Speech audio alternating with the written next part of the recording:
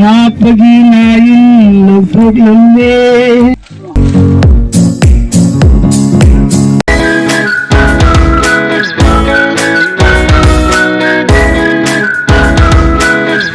ꯀꯣꯔꯐꯨ ꯀꯩꯀꯥ ꯍꯧꯖꯤꯛ ꯑꯩꯈꯣꯏ ꯊꯥꯡꯗꯣꯛꯏ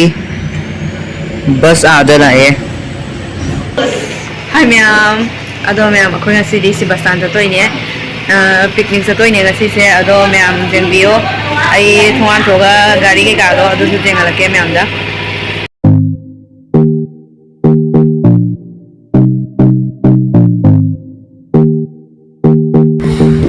ꯃꯌꯥꯝ ꯁꯤꯗ ꯂꯩꯔꯦ ꯈꯨꯅꯋꯥꯏ ꯁ꯭ꯀꯨꯜꯒꯤ ꯄꯤꯛꯅꯤꯛ ꯆꯠꯅꯕꯒꯤ ꯇ꯭ꯔꯦꯚꯦꯂꯔ ꯑꯗꯨꯒ ꯑꯣꯖꯥꯒꯤ ꯀꯥꯔ ꯑꯅꯤ ꯑꯃꯁꯨ ꯄꯨꯊꯣꯛꯑꯅꯤ ꯑꯗꯨꯗꯤ ꯃꯌꯥꯝ ꯑꯩꯈꯣꯏ ꯆꯠꯅꯕ ꯇꯧꯔꯅꯤ ꯍꯧꯖꯤꯛ ꯄꯄꯥ ꯍꯣꯏ ꯁ꯭ꯀꯨꯜꯒꯤ ꯑꯣꯖꯥ ꯑꯃ ꯂꯥꯛꯇ꯭ꯔꯦꯕꯀꯣ ꯑꯗꯨꯒꯤ ꯉꯥꯏꯍꯥꯛ ꯉꯥꯏꯊꯣꯛ ꯉꯥꯏꯁꯤꯟ ꯇꯧꯅꯔꯤꯅꯦ ꯃꯌꯥꯝ ꯑꯗꯣ ꯃꯣꯏ ꯂꯥꯛꯇ꯭ꯔꯤꯉꯩꯁꯤꯒ ꯑꯩꯈꯣই ꯐꯣꯇꯣ ꯀꯔꯤ ꯀꯔꯥ ꯀꯥꯞꯅꯔꯤ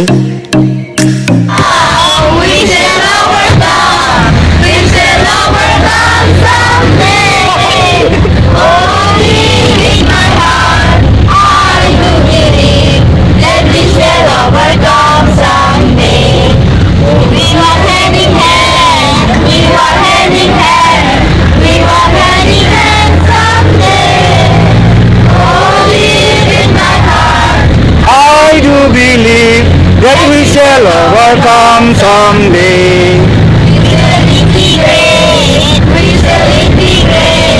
We shall integrate someday. Oh, deep in my heart, I do believe that we shall overcome someday.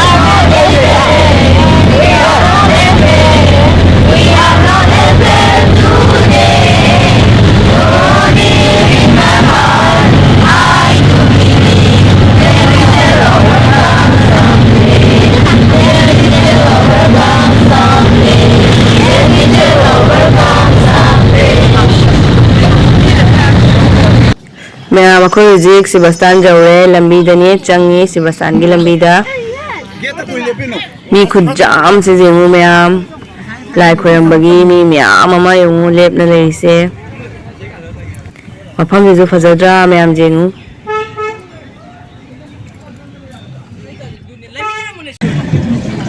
ꯃꯌꯥꯝ ꯑꯩꯈꯣꯏ ꯍꯧꯖꯤꯛ ꯁꯤꯕꯁꯇꯥꯟ ꯌꯧꯔꯦ ꯑꯗꯣ ꯁꯤꯕꯁꯇꯥꯟꯒꯤ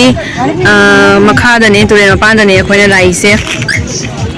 ꯁ꯭ꯋꯥꯏꯁꯤꯒ ꯑꯩꯈꯣꯏ ꯄꯤꯛꯅꯤꯛ ꯆꯠꯅꯔꯅꯤ ꯑꯉꯥꯡꯉꯩ ꯃꯌꯥꯝ ꯑꯃꯁꯨ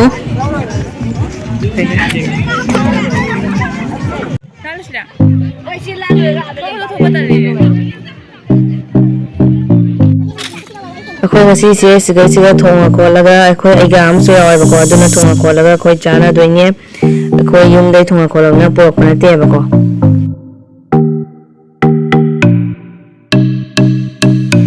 ꯃꯃꯥꯅ ꯍꯧꯖꯤꯛ ꯆꯣꯀ꯭ꯂꯦꯠ ꯀꯟꯅ ꯌꯦꯜꯂꯤ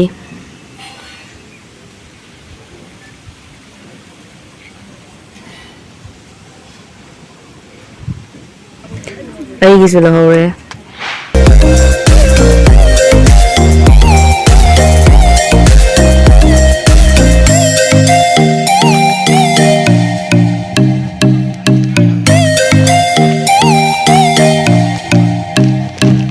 A few moments later. ꯑꯗꯣ ꯃꯌꯥꯝ ꯍꯥꯏꯗꯤ ꯃꯊꯛꯇ ꯍꯣꯇꯦꯜ ꯃꯆꯥ ꯃꯆꯥ ꯃꯌꯥꯝ ꯑꯃ ꯂꯩꯔꯝꯃꯦꯕꯀꯣ ꯑꯗꯨꯒ ꯃꯩꯇꯩꯒꯤ ꯍꯣꯇꯦꯜ ꯑꯃꯁꯨ ꯂꯩꯔꯝꯃꯦ ꯑꯗꯨꯒ ꯈꯦꯆ꯭ꯔꯤ ꯆꯥꯒꯦꯅ ꯇꯧꯔꯤ ꯃꯌꯥꯝ ꯏꯁꯩꯁꯨ ꯌꯥꯝ ꯀꯟꯅ ꯊꯥꯅꯔꯤꯕꯀꯣ ꯑꯗꯨꯅ ꯑꯩ ꯋꯥ ꯉꯥꯡꯕꯁꯦ ꯀꯤꯔꯕ ꯀꯣꯄꯤꯔꯥꯏꯠ ꯀ꯭ꯂꯦꯝ ꯆꯥꯅꯦꯅ ꯑꯗꯨꯅ ꯋꯥ ꯉꯥꯡꯗ꯭ꯔꯦ ꯌꯦꯜꯂꯤꯕ ꯃꯁꯤꯒꯤ ꯆꯣꯀ꯭ꯂꯦꯠꯇꯨ ꯃꯥꯅ ꯉꯔꯥꯡ ꯃꯣꯏꯗ ꯌꯦꯡꯅꯕ ꯍꯥꯏꯗꯅ ꯑꯩꯉꯣꯟꯗ ꯂꯩꯔꯛꯄꯅꯤ ꯌꯦꯜꯂꯕꯣ ꯑꯩ ꯆꯥꯍꯧꯗ꯭ꯔꯦ ꯃꯥꯅ ꯆꯣꯀ꯭ꯂꯦꯠ ꯐꯔꯦ ꯐꯔꯦ ꯑꯗꯨꯗꯤ ꯑꯩ ꯍꯧꯖꯤꯛ ꯁꯣꯝꯗꯁꯤ ꯑꯩꯈꯣꯏ ꯅꯣꯏ ꯐꯖꯅ ꯐꯝꯃꯣ ꯉꯁꯥꯏ ꯈꯔ ꯂꯥꯞꯊꯣꯛꯅ ꯑꯩꯅ ꯑꯉꯥꯡꯁꯤꯡ ꯂꯣꯏꯅꯃꯛ ꯏꯁꯩ ꯁꯛꯎ ꯁꯛꯃꯤꯟꯅꯁꯤ ꯑꯩꯈꯣꯏ ꯅꯨꯡꯉꯥꯏꯁꯤ ꯉꯁꯤꯗꯤꯀꯣ ꯄꯤꯛꯅꯤꯛꯅꯤꯅ ꯑꯗꯣ ꯅꯨꯡꯁꯤꯠꯁꯨ ꯁꯤꯠꯄ ꯍꯧꯔꯦ ꯑꯗꯨꯅ ꯑꯩꯒꯤ ꯑꯣꯏꯅ ꯆꯥꯛ ꯆꯥꯃꯪꯗ ꯆꯥꯛ ꯉꯥꯏꯕ ꯑꯣꯏꯅ ꯐꯝꯃ ꯁꯛꯎ ꯍꯥꯏꯔꯣ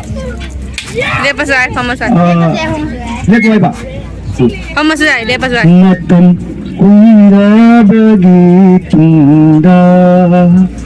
ꯃꯇꯝ ꯀꯨꯏꯔꯕꯒꯤ ꯇꯨꯡꯗ ꯑꯩꯒꯤ ꯊꯥꯏꯅꯒꯤ ꯀꯥꯏꯅꯈ꯭ꯔꯕꯤꯗꯣ ꯅꯣꯡꯃ ꯈꯪꯍꯧꯗꯅ ꯊꯦꯡꯅꯔꯨꯏ ꯑꯩꯅ ꯁꯅꯥꯆꯣꯔꯗ ꯊꯦꯡꯅꯔꯛꯏ मतम कुंडाबगी तुंगा मतम कुंडाबगी तुंगा मतसु इनाता अवानुंगाय हंगला दबिनी करम हायना लेलिबनु मतसु हंगलु द्रबनी उन्नई हाइबता माइरब पुलसी उन्नई हाइबता माइरब पुलसी उना बनता उपाय लेकर मतम कुंडबगी तुंगा ऐगी थाइनगी काइनखबीदो नोंमा खंहौदना थेंनरुई ऐना सनाचोरता थेंनरई मतम कुइराबगी तुंगा नापगी नाइन लौथोगलमले सायोन समलाम चुखोम गलमले नापगी नाइन लौथोगलमले सायोन समलाम चुखोम गलमले उन्नई हाइबता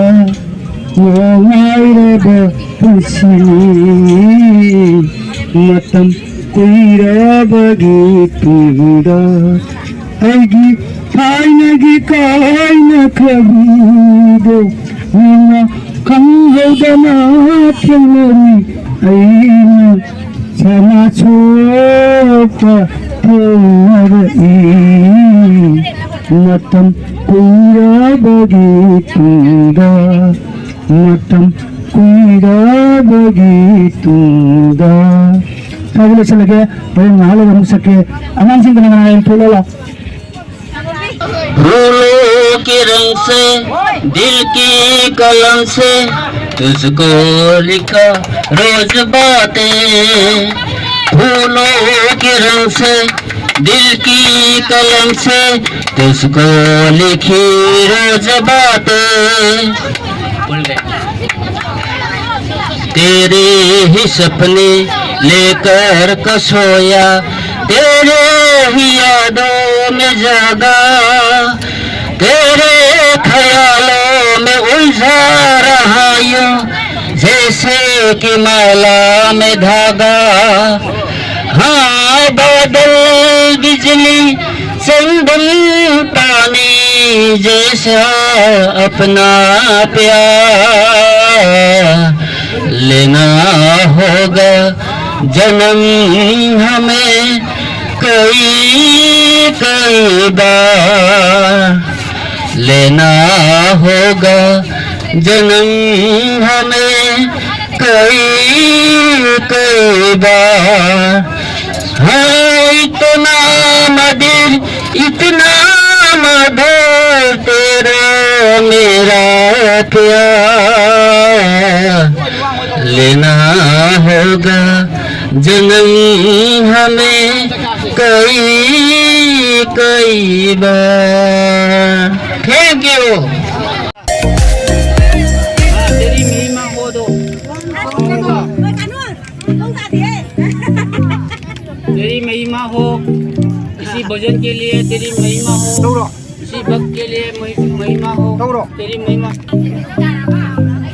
सुना kala mau nang apa ko juga angan kabolo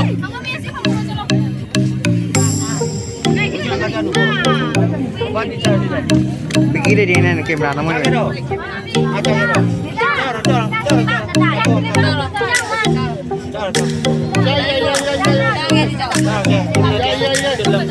नहीं बन के अलग दिन में जल्दी जा देखा और दिन दिन दे making a video. I am making a video. Apa mo? Hapo. Ciao, masih di sana. Apa na dyan?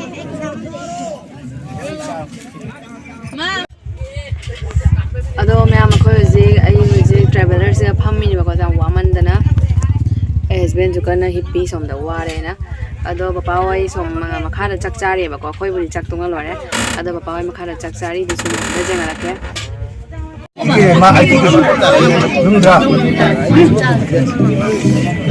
maximum kan oi re na amuk to na hatta la kana chadu se chadu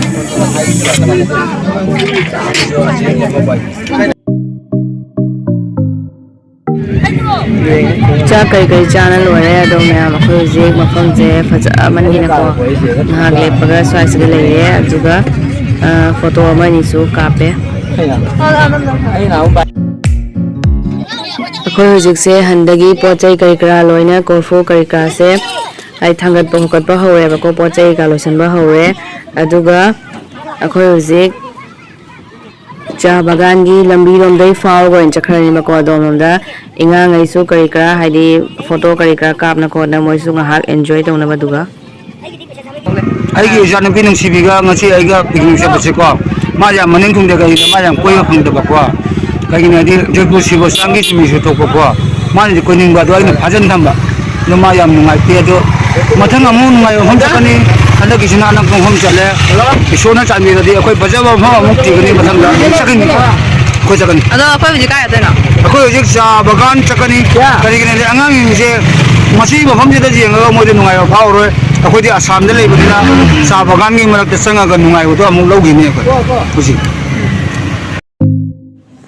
student ꯃꯌꯥꯝ ꯑꯃꯁꯨ ꯍꯥꯏꯗꯤ ꯇ꯭ꯔꯥꯚꯦꯂꯔꯁꯤꯒ ꯂꯣꯏꯅ ꯀꯥꯟꯅꯈ꯭ꯔꯦꯕꯀꯣ ꯑꯩꯈꯣꯏ ꯍꯧꯖꯤꯛ ꯍꯟꯗꯒꯤ ꯇꯧꯔꯤ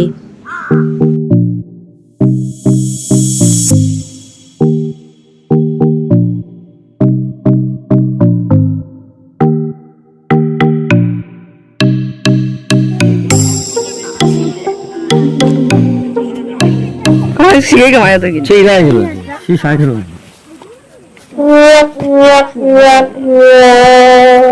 와 티다 아니네 우리 그들이.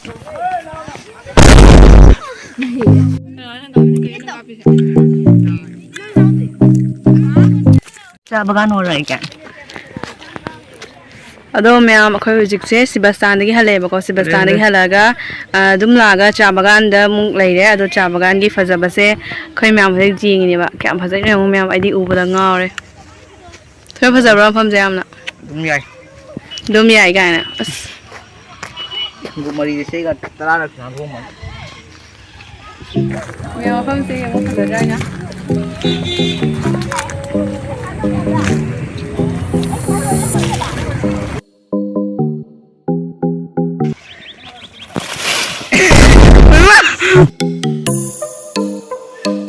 अदो मैम जेंगो मखासे येंगो ए जूम तोरके Ose jai bakha de chala ke na video na mo. मखा सकी नु खिजद्रा मखा द मोय न फजे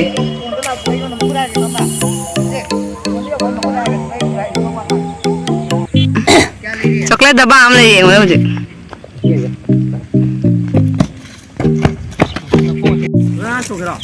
ला ला नुपा मचा ngata Iba ya to gani da gai mu. वागा थमग्रे मखादा होजे चोंगदगी हौरी कन्ना सिगे वांगबसे चोंगवांग वद्राइना नोइनी अंगममिदा आइना मिठा अमा बिजादोइने ayo di ma ngमनि केलबै ngमोदन नुपानाबो Eh di mani start no ai jong Tebe dale bu pa dale buenga na khang yo khwang yo wi khwang bu heli nangi khang ai de namadi ya de hey bini chokle ni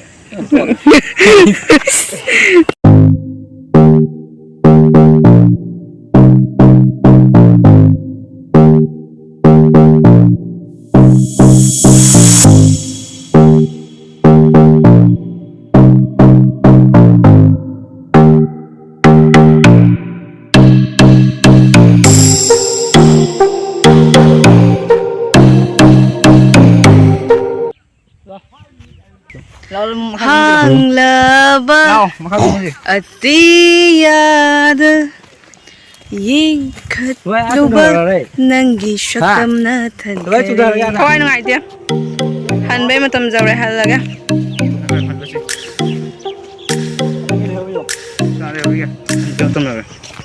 ngoài cái này luôn nó lên nè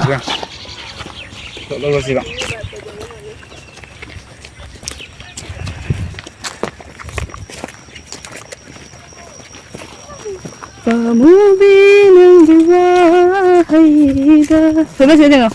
mau gua kamu rồi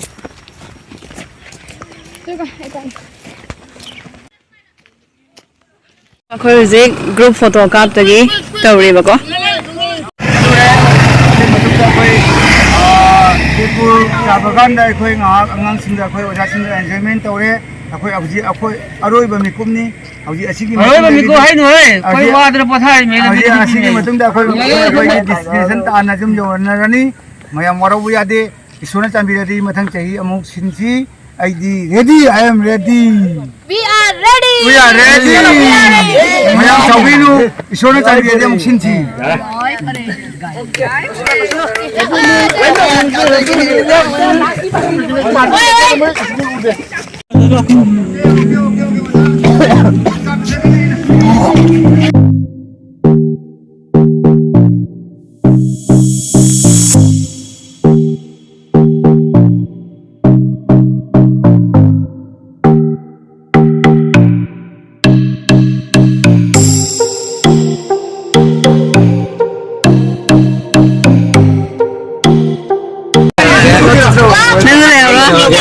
Bye bye. Leo lagi. đây cô đã cáo rồi gì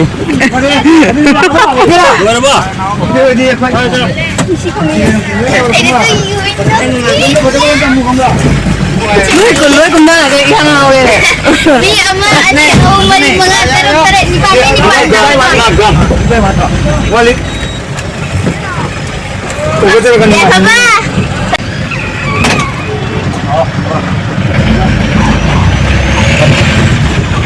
papa.